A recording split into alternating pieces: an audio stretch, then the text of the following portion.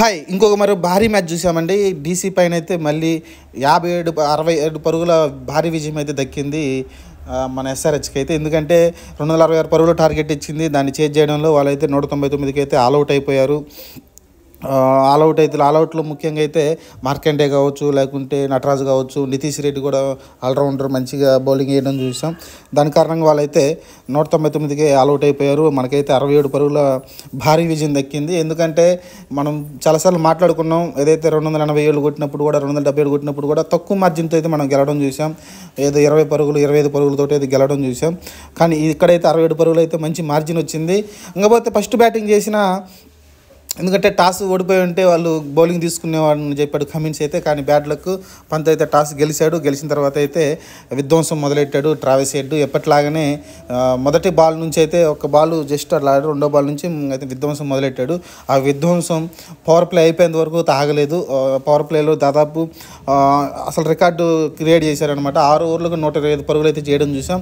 అసలు ఊహకే అందని అన్నమాట అది. ఎందుకంటే 6 ఓవర్లకు 125 అంటే మనం 70 80 ఎక్కువ అనుకుంటే 125 పరుగులు పవర్ ప్లే వచ్చినాయి అంటే అసలుకి మామూలు విషయం కాదు. ట్రావిస్ హెడ్ గురించి మనం మాట్లాడుకుంటున్నాం, కానీ దీని మధ్యలో అసలుకి బ్యాటింగే రావట్లేదు. ఎప్పుడో ఒక బాల్ ఆఖరి బాల్, ఓవర్లో ఆఖరి బాల్ రావడం, లేకుంటే ఆఖరు 2 బాల్ రావడం, అలా అయితే అప్పుడప్పుడైతే బ్యాటింగ్ వచ్చింది మన అభిషేక్ శర్మకి అయితే.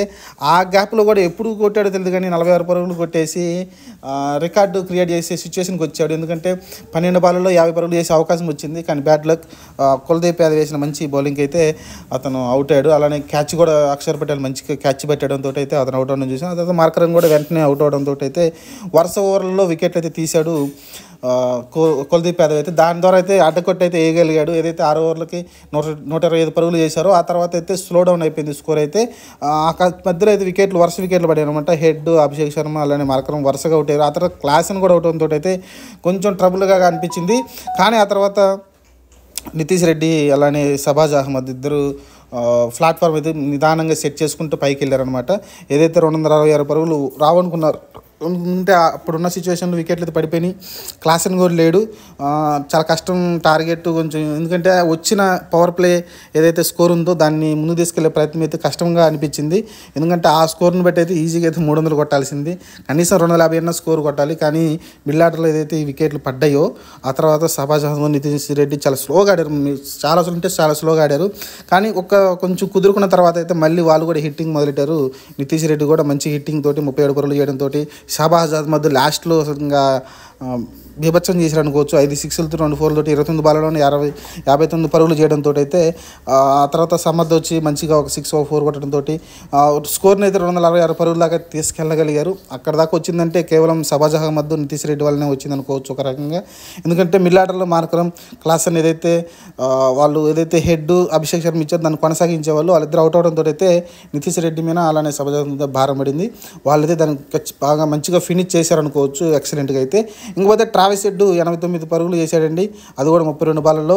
యాక్చువల్గా రికార్డు కొట్టే ఛాన్స్ వచ్చింది, కానీ పవర్ ప్లే వరకే అది కొంచెం ఉంది. ఆ పవర్ ప్లే తర్వాత అయితే వాళ్ళైతే స్ట్రాటజీకి టైం తీసుకున్న తర్వాత అయితే కులదీప్ యాదవ్ వాళ్ళందరూ మాట్లాడుకొని మంచి బౌలింగ్ ప్రదర్శన అయితే ముందుకు వచ్చి వరుస వికెట్లు అయితే తీయడం చూసాం. ఆ తర్వాత స్లో డౌన్ అయిపోయింది రన్స్ అయితే.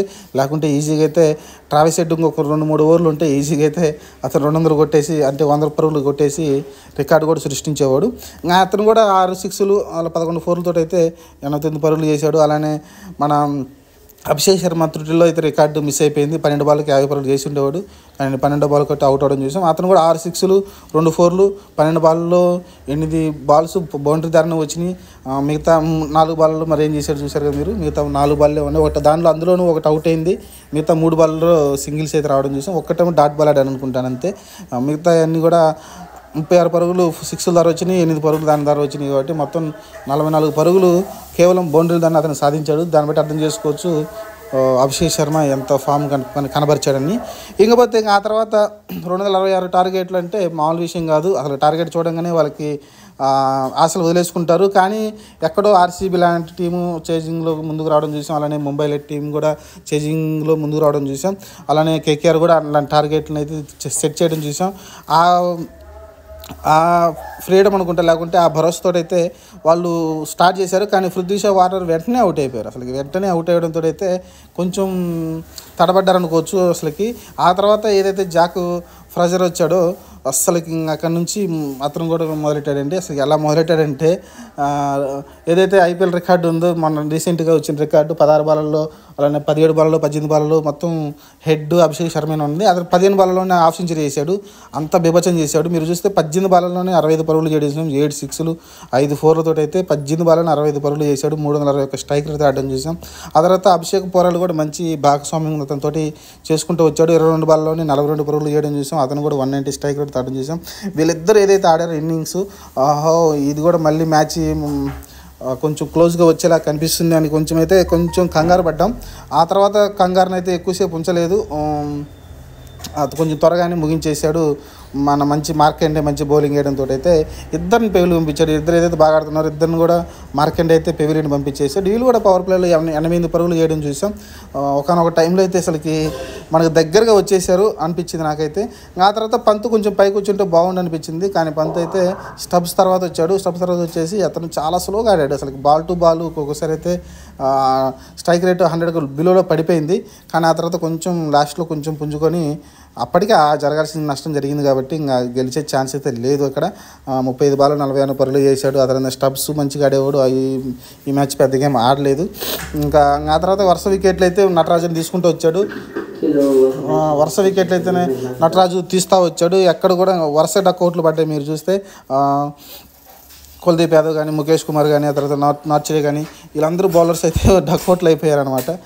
ఎక్కడ కూడా కుదరలేదు. మొత్తం 19 ఓవర్లు ఒక్క బాల్కి అయితే ఆల్అవుట్ అయిపోయారు. 10 వికెట్లు అయితే తీసేశారు. దానిలో నటరాజు 4 వికెట్లు తీయడంతో, అలానే వాషింగ్టన్ ఒకటి, అలా వాషింగ్టన్ చాలా భారీ స్కోర్లు ఇవ్వడం చూసాం. ఎందుకంటే ఏదైతే పవర్ ప్లేలు వేసినప్పుడు 2 ఓవర్లకి 46 పరుగులు ఇచ్చాడు, పర్ ఓవర్కి 23 పరుగులు ఇచ్చాడు. అతను అక్కడికి ఆపేశారు. అందుకని నితీష్ రెడ్డి అయితే వచ్చి బౌలింగ్ చేయడం చూసాం మనమైతే. నితీష్ రెడ్డి మంచిగానే బౌలింగ్ చేశాడు. 2 ఓవర్లోనే 2 వికెట్లు తీసి 17 పరుగులు ఇచ్చాడు. మంచి ఎకానమికల్ అయితే వేసాడు. ఇంకా నటరాజన్ ఇంత ఫ్లాట్ ట్రాక్ పైన కూడా 4.4 ఓవర్లకి నెట్ పర్ ఓవర్కి వచ్చేసి 5 కన్నా లోపే ఇచ్చేసారు అనమాట రన్స్ అయితే.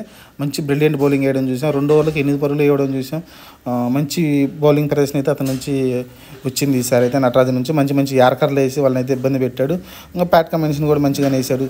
చూస్తే ఈ బౌలింగ్ డిపార్ట్మెంట్ అంత బాగా వేసింది కాబట్టి ఈసారి అయితే వాళ్ళని అయితే 200 కొట్టకుండా వాళ్ళని అయితే రిస్ట్రిక్ట్ చేయగలిగింది ఎస్ఆర్హెచ్ టీం అయితే. ఇది ఓవరాల్గా ఎస్ఆర్హెచ్ అయితే ఇంకొక భారీ, అసలు ఎస్ఆర్హెచ్తో మ్యాచ్ జరిగిందంటేనే అదేదో బఠానీలు తిన్నట్టు 250 పరుగులు అయితే చేస్తున్నారు. చూద్దాం మరి. నెక్స్ట్ మ్యాచ్ రివెంజ్ మ్యాచ్లు ఉంటాయి. ఆర్సీబీ తోటి అయితే మళ్ళీ మ్యాచ్ ఉంటుంది 25వ తారీఖు. చూద్దాం మరి. అప్పటిదాకా అయితే వెయిట్ చేయాల్సింది మనం. Thank you.